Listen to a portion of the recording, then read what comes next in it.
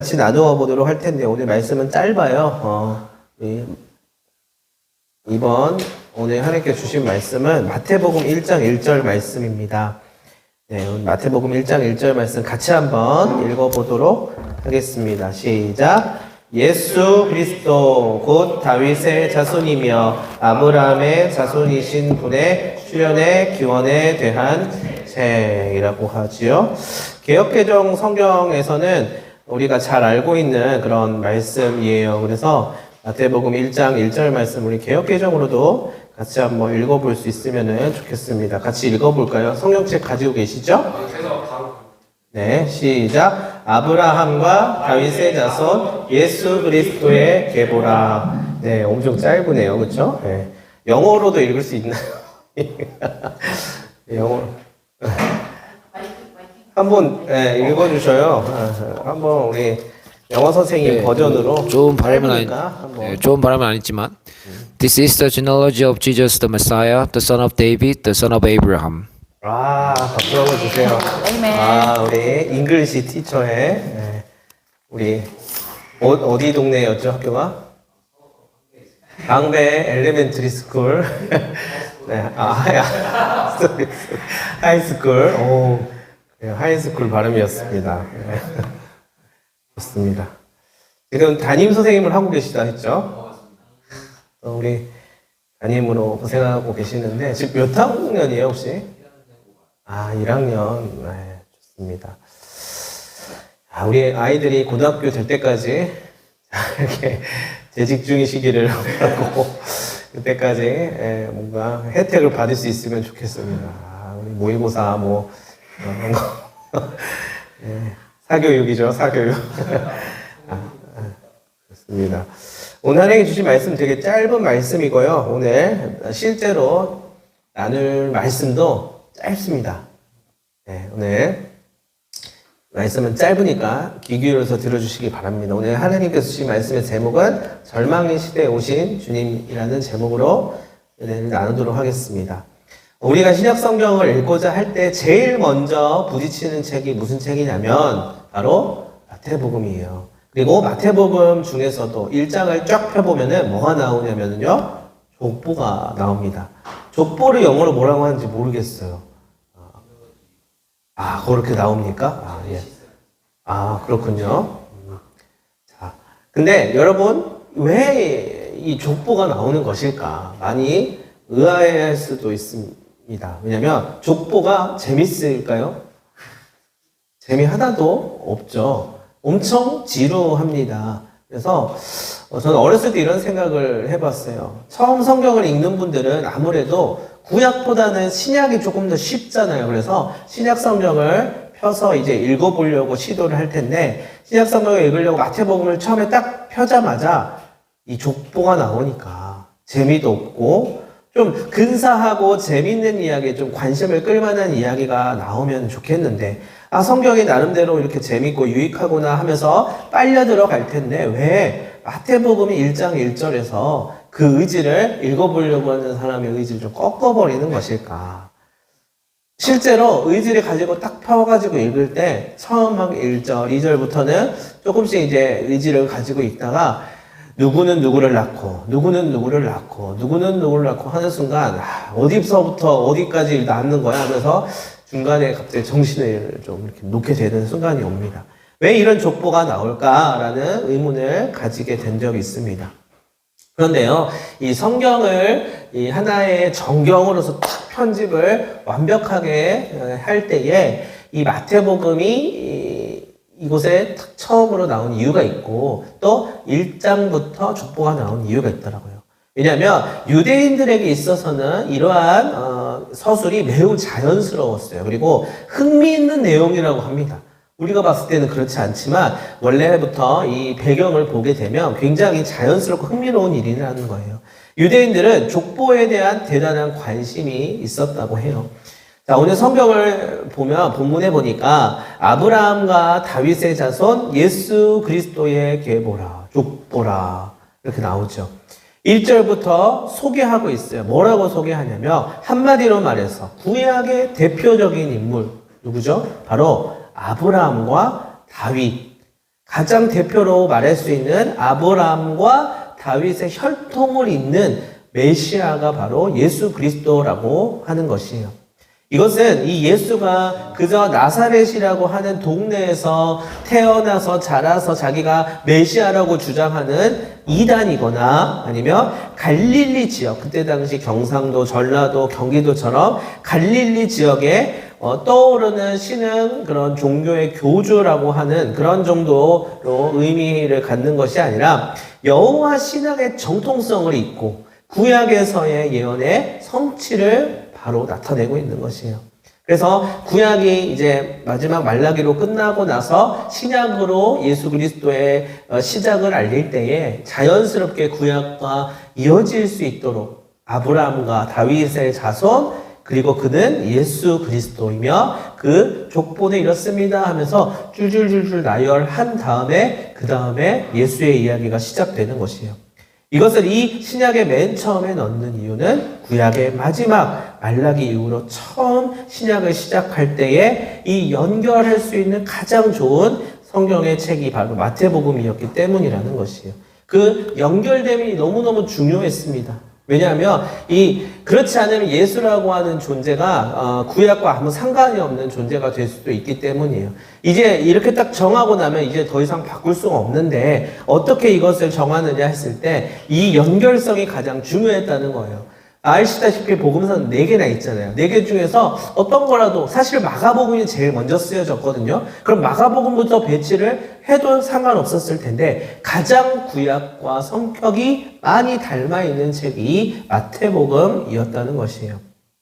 아무래도 당시 유대인 그리스도인들과 구약에 익숙한 여호와 신앙인들이 이 예수 그리스도를 통해 이제는 비로소 복음의 진리를 온전하게 깨달아 알게 될 수 있다는 것이에요. 그들은 여호와 신앙만 아는 사람들, 그리고 예수 그리스도에 대해서는 듣고 복음을 받아들였지만 이것이 어떻게 구약하고 상관이 되어 있는지, 다윗과 무슨 상관인지 모를 텐데 이 족보를 보면은 이게 다윗의 혈통이라는 점, 어떻게 해서 예수 그리스도까지 오게 되었는지를 설명하기 때문에 내가 믿는 신앙이 가짜가 아니고 새로운 걸 내가 믿는 게 아니고 이 여호와 신앙이 이렇게 연결이 돼서 앞으로는 예수 그리스도를 믿고 이 메시아를 통해서 구원을 받을 수 있구나. 여러분 그때 유대인들뿐만 아니라 성경 말씀이 시기적으로 시대적으로 계속 전승되고 또 필사가 되는 것이죠. 그때 찍어가지고 판화로 나오는 것도 아니고 필사되고 전승되면서 오늘까지 오게 된 거예요. 우리가 읽고 있는 성경은 그렇게 해서 귀하게 전달되었습니다. 그래서 예수 그리스도의 계보를 미리 나타내 주는 것입니다. 여러분 예수님의 생애를 다룬 책들이 성경에 4개의 복음서가 있습니다. 무엇을 가장 좋아하십니까? 각각 성격이 조금씩 달라요. 여러분들 혹시 4가지 복음서가 있다는 사실은 알고 있었나요? 그러면 그 중에서 제일 나는 괜찮아, 좋아해 라고 하는 성경이 있다면 어떤 복음서가 있을까요? 전도사님부터. 누가복음? 이유는 말하지 않아도 돼요. 또? 그냥. 저도 근데 누가복음. 또? 그래, 누가복음, 요한복음, 근데 마가복음이 없네. 어쨌든, 마가복음이 제일 짧아요. 그래서 필사하고 읽기에 제일 좋습니다. 그리고 마가복음은 읽기에 되게 스펙타클해요. 내용이 짧으면 컴팩트한 만큼 되게 전개가 스펙타클하게 전개가 돼요. 우리 패션 오브 크라이스트라는 영화 아시죠? 거기에는 여러 가지가 같이 이렇게 섞여져 있지만 근데 무엇보다도 마가복음에 나와 있는 그 겟세마네의 장면이 타타타타닥 나오는 것들을 볼 수 있어요. 전개가 굉장히 빠르거든요. 누가복음을 읽는데 보면 설명이 막 또 디테일해요. 어쩌고 저쩌고 그의 이름은 누구고 그런 거 없어. 마가복음은 그렇게 해가지고 착착착착 장면이 넘어가거든요. 요한복음 같은 경우에는 가장 영적인 복음서라고 말해요. 그래서 그 해석과 의미에 대해서 자세하게 얘기해 주고요. 누가복음을 좋아한다는 분들이 좀 있었는데 혹시 이유를 한 가지만 설명해 보세요.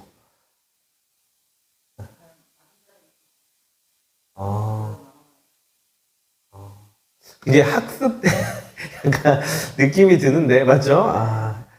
그래요. 누가복음에 보면 맞아요. 그런 좀 이름이 꼭 거론되지 않아도 될 만한 그런 사람들에 대한 이야기들과 또 내용들이 들어가 있는 경우들이 좀 있어서 조금 더 이렇게 서민들과 낮은 자리에 있는 사람들에 대한 가난한 자들의 복음서라고 하는 별명을 가지고 있죠.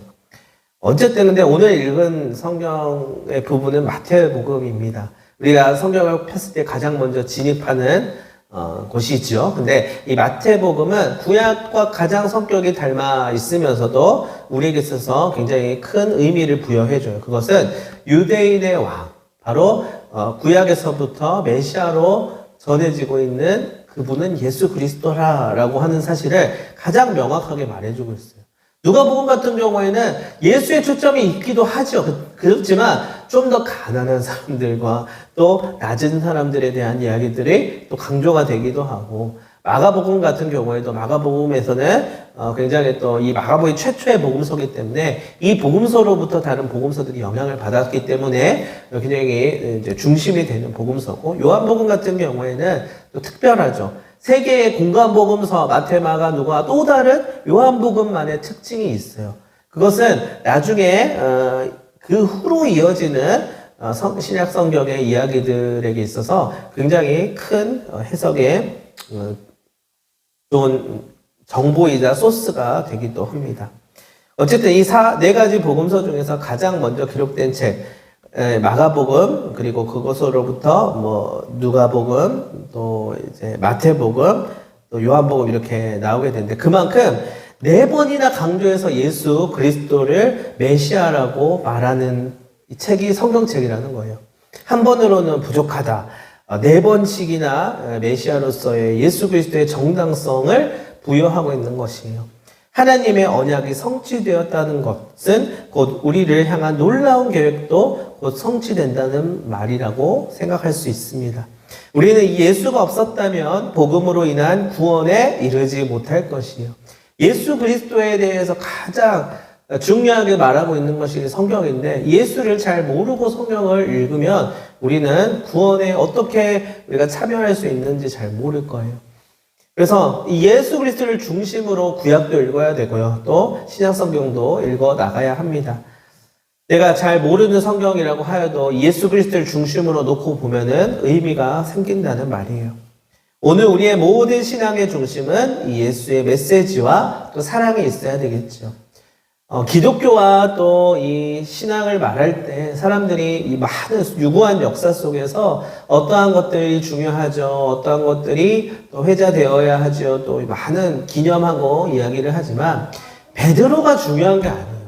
요한이 중요한 게 아니라, 또 아브라함이 중요한 게 아니라 그들 모두는 다 예수의 길로 연결되어 있어요. 결국은 예수 그리스도가 무슨 말씀을 하셨느냐를 잘 들어야 돼요. 근데 이 예수 그리스도가 예를 들어서 로마의 군정에 같이 동조해서 로마라고 하는 국가를 협력해가지고 나라를 그때 당시를 다스렸다라고 하면 예수의 말씀이 그렇다면 우리도 그렇게 해야 돼요. 근데 그게 아니라 예수는 그들과 같지 아니하고 권세자들과 같지 아니하고 가난하고 또한 사마리아 여인과 같은 상종하지 않았었던 이방인, 또는 심지어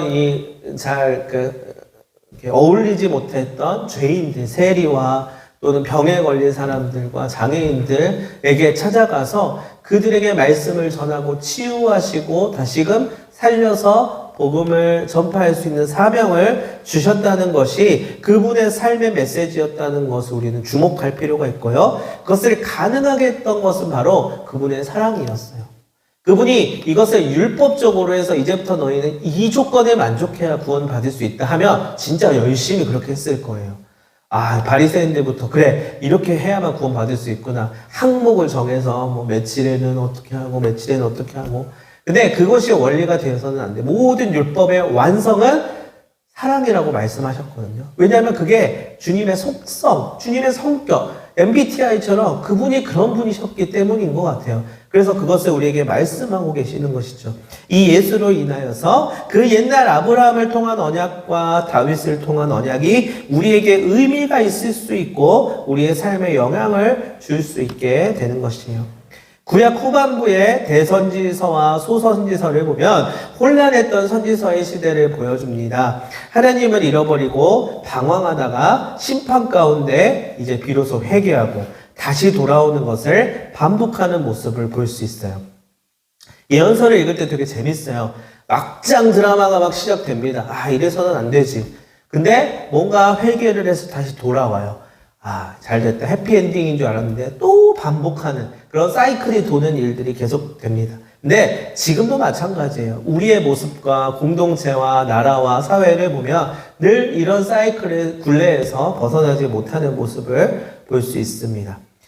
자, 그러나 이 예수 그리스도로 인하여서 모든 혼란이 정리되고 구원의 역사가 이루어진다는 사실을 우리는 기억해야 합니다.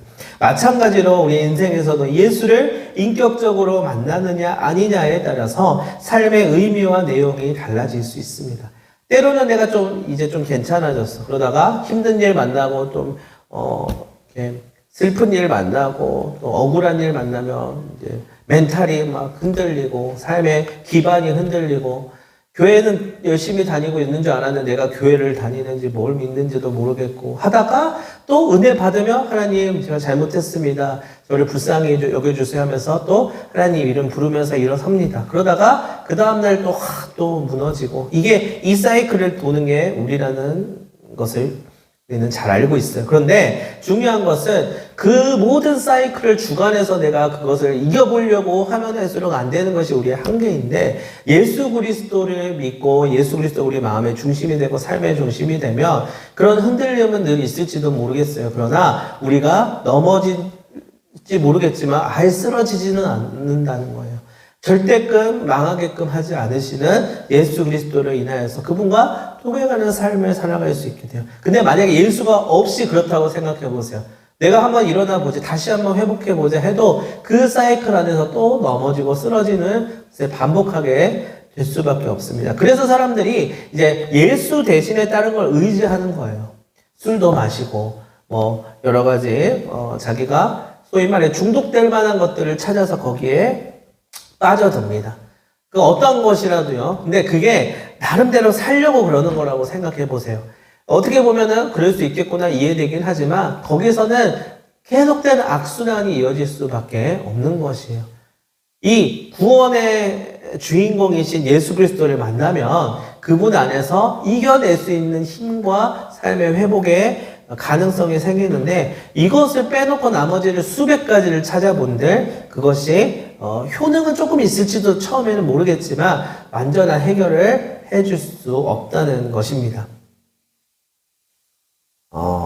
혼란스럽고 정돈되지 않았으며 하나님은 믿지만 늘 방황의 연속인 삶이었다면 예수를 인격적으로 만난 후에는 그분의 희생과 사랑으로 인한 그 놀라운 은혜로 인하여서 변화된 삶을 우리는 살아갈 수 있는 자가 될 수 있습니다. 그것이 구약의 하나님만을 말하는 것과 다른 점입니다. 반드시 예수 그리스도를 통하여서 구원에 이르게 된다는 진리를 이야기하는 것입니다.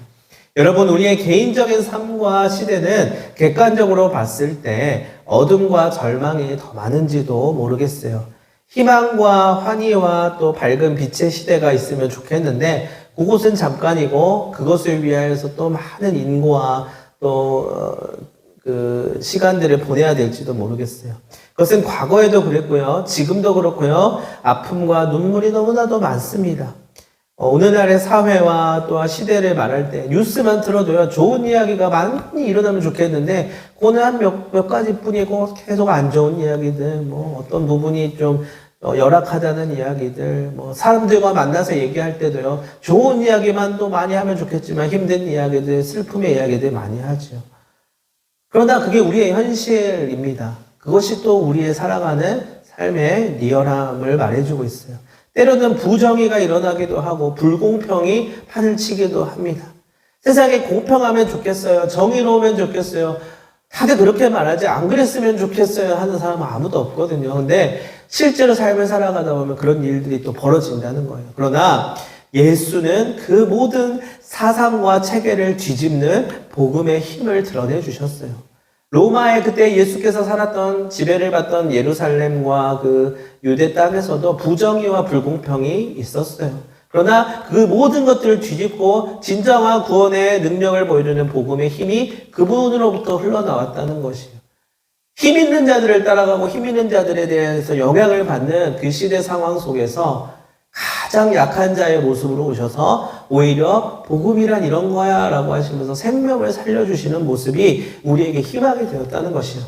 그 힘은 여전히 우리에게 살아 숨쉬고 있습니다. 정말 예수를 만나는 삶을 사신다면 여러분이 이 어둠의 시대 가운데 능히 든든히 이기는 승리자가 될 것입니다. 세상적인 힘을 갖는 사람이 돼야 된다는 말은 아닙니다. 그러나 우리가 그 능력을 받은 자라고 하는 정체성을 가지고 각자의 삶의 자리에서 승리자로서의 삶을 살아가기를 바랍니다. 세상에서는 루저가 돼도 괜찮아요. 세상에서 위너가 돼야 된다라고 말하는 거는 그건 복음은 아닌 것 같아요. 그냥 자기 개발서에 나오는 내용이겠죠. 그러나 우리는 세상에서는 저 미련한 사람, 저 연약한 사람, 루저라고 말할지는 모르겠지만 우리는 예수 그리스도 안에서 승리자이기 때문에 세상에 오히려 감당하지 못하는 자가 될 수 있습니다.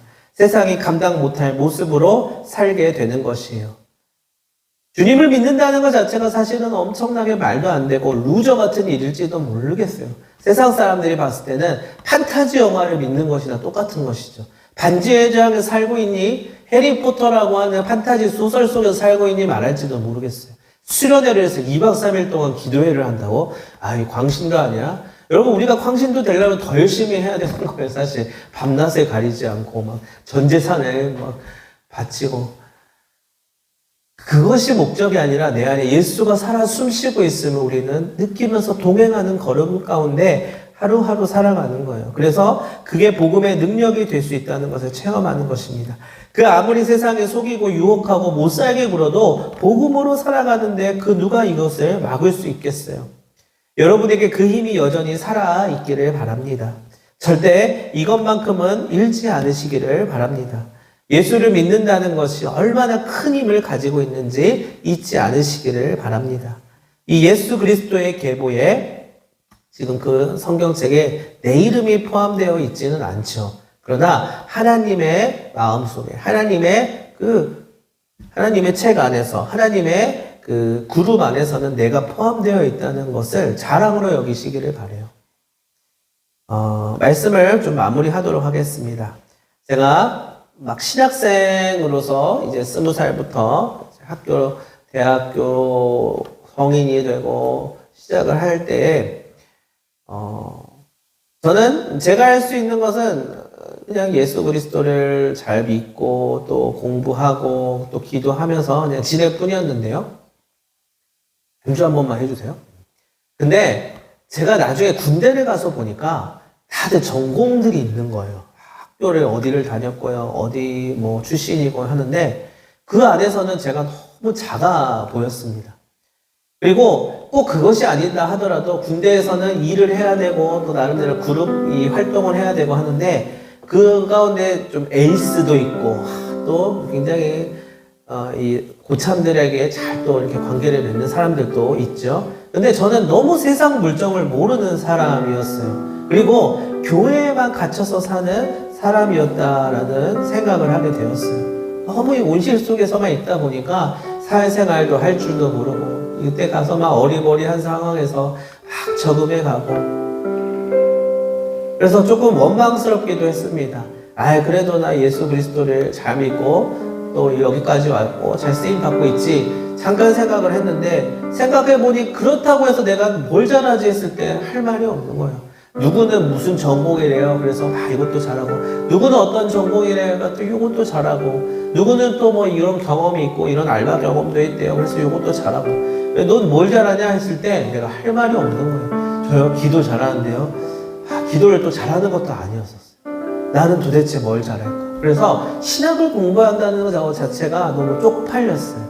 부끄러웠어요. 어디 가서 내놓고 얘기하기도 그렇고 저 어디 학교 나왔거든요. 무슨 공부했거든요 라고 입 밖으로 내뱉고 싶지가 않았습니다.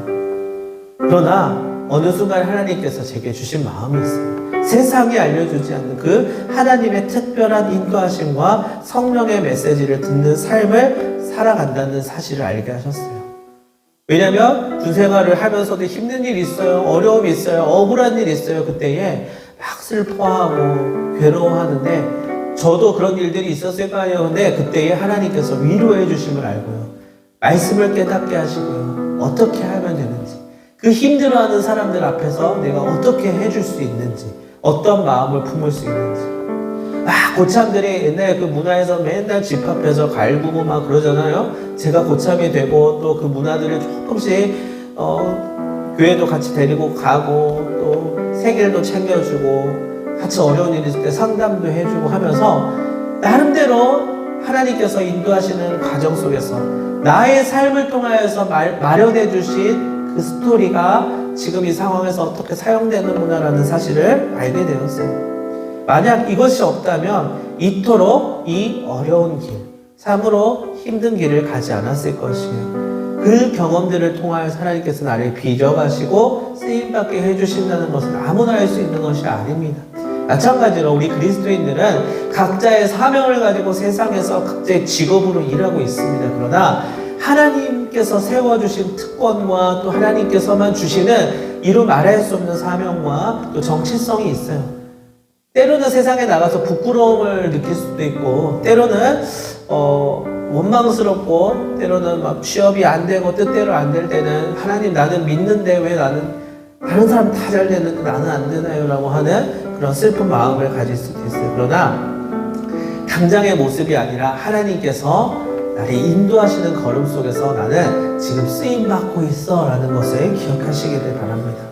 여러분들에게 그 특별한 인도하심이 있는가, 그것을 믿는가가 중요한 것이에요. 만약에 있다면 그 인도하심을 의심치 말고 굳건히 믿고 나아가기를 바랍니다.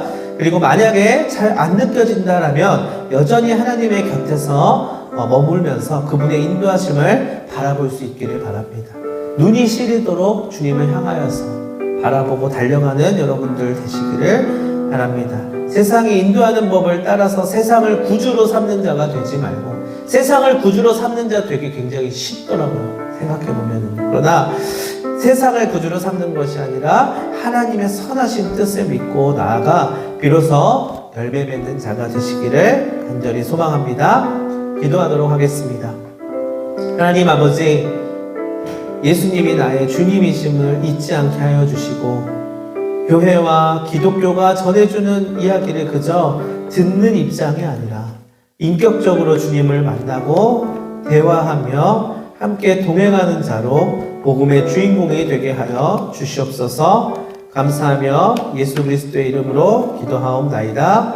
아멘.